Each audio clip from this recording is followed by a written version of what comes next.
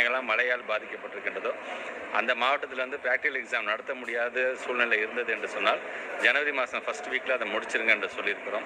December மாதம் 9ஆம் தேதியிலேருந்து 23ஆம் தேதி வரைக்கும் ஹாஃப் எக்ஸாமுக்கான டைம் டேபிள் இருக்குன்னு நம்ம கொடுத்துட்டோம். நம்ம அதன் அடிப்படையில் தான் அது நடைபெறவிருக்கின்றது.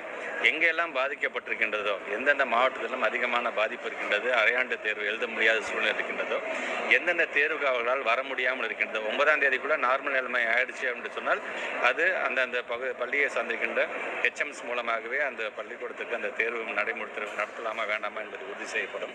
அப்படி நடத்த முடியல, இன்னமும் வந்து தண்ணி தேங்கி இருக்கின்றது, உள்ளே உட்காந்து எக்ஸாம் எழுதுகிற அளவுக்கு வசதி இல்லாமல் இருக்கின்றது என்று சொன்னால் உடனடியாக லோக்கல் பாடியின் மூலமாக அதை சரி செய்கின்ற பணியில் ஈடுபடுத்திக் கொள்ள வேண்டும் என்று சொல்லியிருக்கிறோம்.